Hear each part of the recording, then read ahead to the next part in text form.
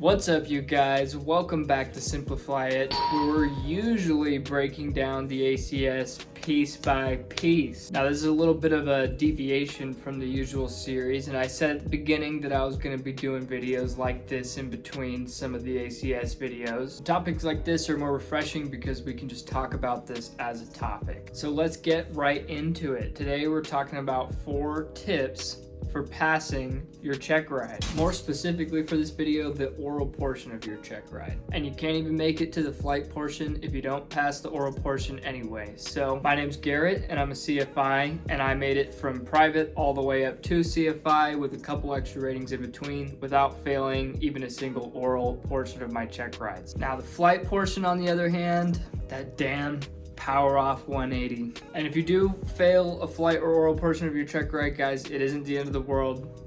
Onyx. Oh my God. And if you do fail either portion of your Checkride, guys, it's not the end of the world, and you do only have to repeat the parts that you failed, but we're not here to talk about that today. We're here to talk about passing your Checkride. So if you're like 3 days into your flight training, maybe pick a different video to watch, because I don't want to scare or intimidate you with these tips or anything, but at the same time, being a pilot requires some bravery, so maybe stick it through to the end of the video. Alright, so my first tip for you guys is to be organized, be confident, and dress nice. I know that's kind of like 3 things in one tip, but I'm trying to give you guys the goods here, okay? In terms of being organized, you should be there an hour early or more, so that wherever you're taking the Checkride, you should have a desk in front of you to take this Checkride.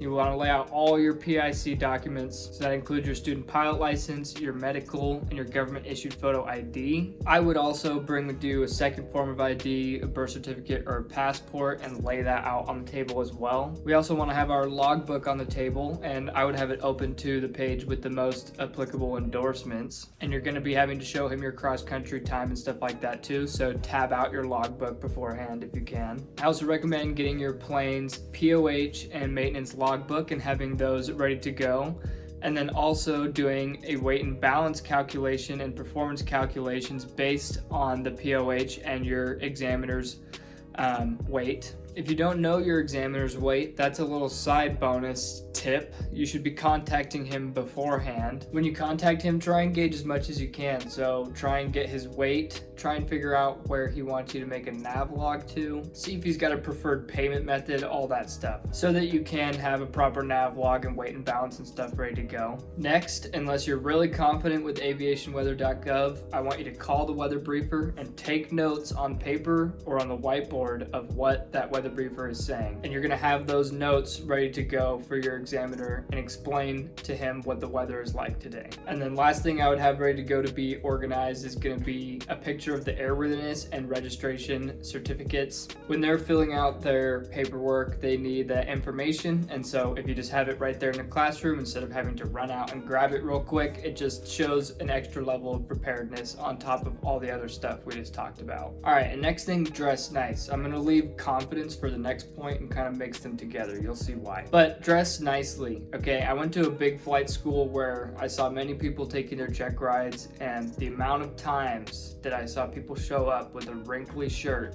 and plenty of them still passed their Checkrides because it's not all about what you're wearing, of course, but it's just a certain level of professionalism. Especially most examiners that you're going to be dealing with are on the older side, not all of them, but a good percentage of them, and they will really appreciate you showing up and looking really nice. Me personally, my flight school had a uniform, and we were allowed to deviate from that uniform on our Checkride day, but I am not superstitious, but I am a little stitious. And so my mentality was, I fly perfectly fine in my school uniform and Vans, and so I'm gonna take my Checkride in my school uniform and Vans. And so if that's what you want to do that, but make sure that you look nice, everything's, ironed, maybe tucked in, facial hair and hair taken care of. Essentially, look like you're the man and you know what you're doing, okay? You don't need to dress like a total paper pusher or something, but just look nice and professional. I've seen people show up with beer t-shirts or a beer hat for a Checkride, and it's just like, dude, like,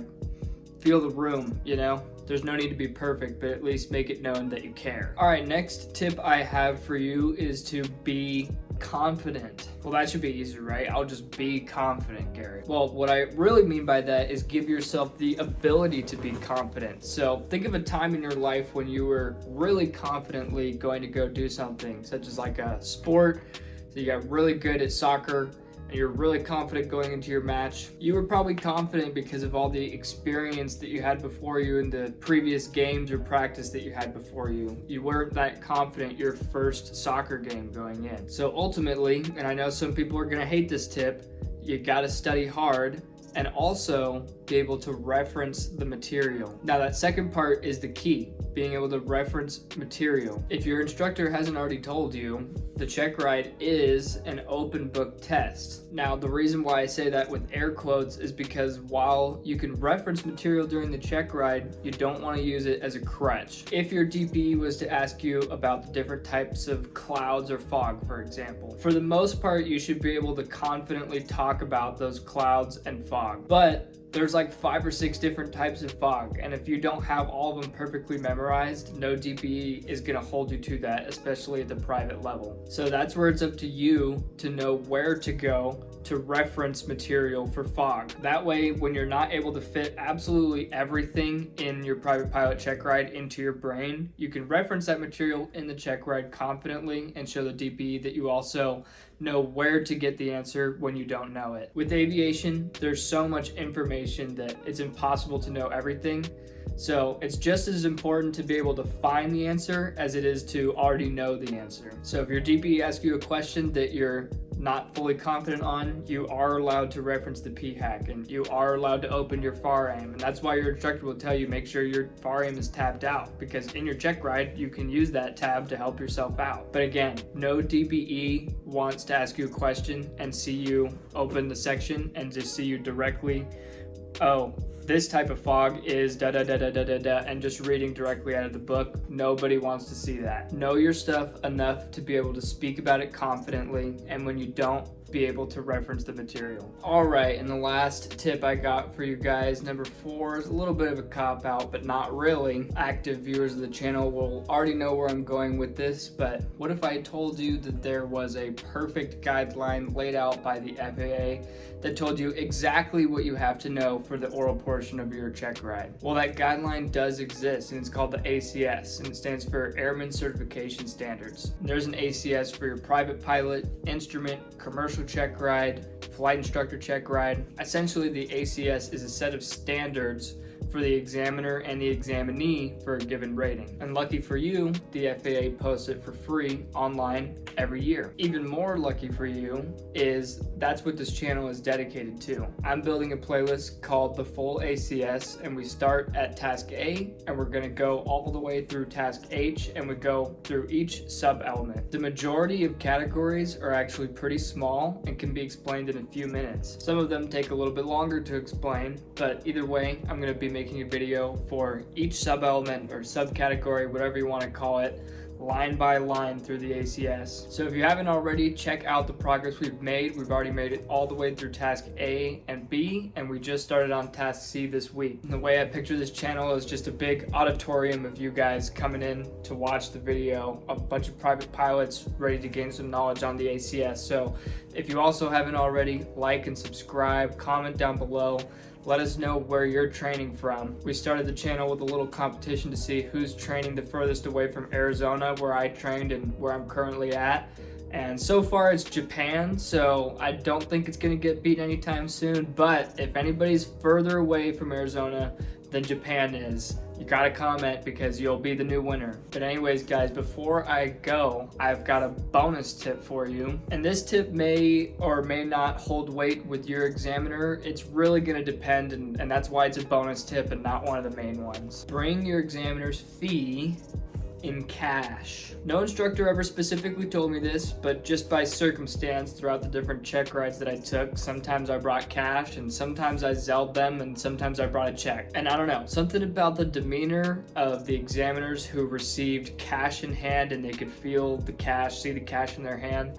Money! There's something different about just seeing the money right there. And I know it's a small detail, but if you can increase your odds of being successful in any way, then why not? If you're able to get cash instead of a check, I say do it. Unless your examiner says specifically not to bring cash, but... And Kanye refuses to get his new white 350s dirty in the dirt, so...